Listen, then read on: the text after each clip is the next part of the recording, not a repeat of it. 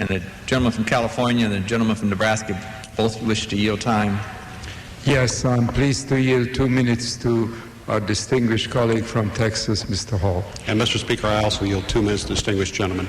Gentleman will be recognized for 4 minutes. Thank you very much, and I sincerely appreciate the fact that I brought together bipartisanship here and got times from both sides, so I deeply appreciate that, especially since I am taking the opposition to this bill. I do rise in opposition to expanding NATO. I do not think it's in the best interest of the United States. The one thing that I would concede, though, is that everyone in this chamber, and I believe every member, agrees that our country should be strong, and that we should have a strong national defense, and that we should do everything conceivable to make our country safe and secure. And I certainly endorse those views.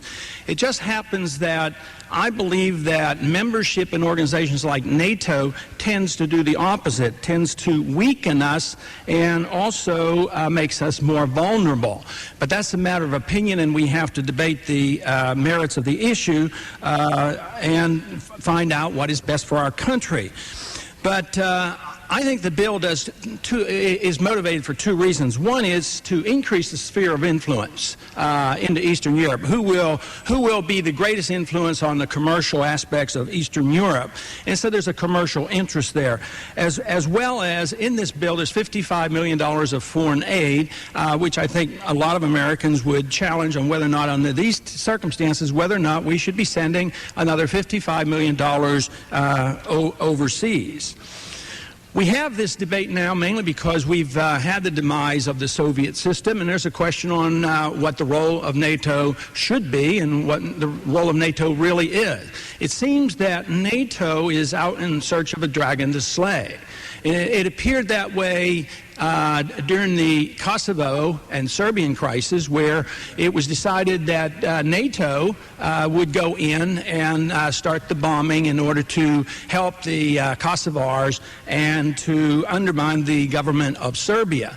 But the laws or our own rules under NATO says that we should never attack a country that hasn't attacked a member nation. So this was sort of stretching it by a long shot in order to get us involved, and I think that does have unintended consequences, because it turns out that we supported Muslims, the KLA in Kosovo, who were actually allies of Osama bin Laden. So these things sort of in some ways come back to haunt us, and I see this as an unintended consequence that we should be very much aware of.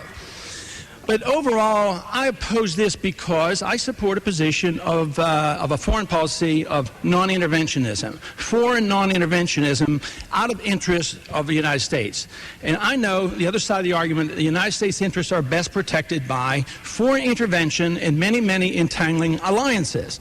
And I just disagree with that, because I think what eventually happens is that a country like ours gets spread too thin, and finally we get too poor. And I think we're starting to see signs of this.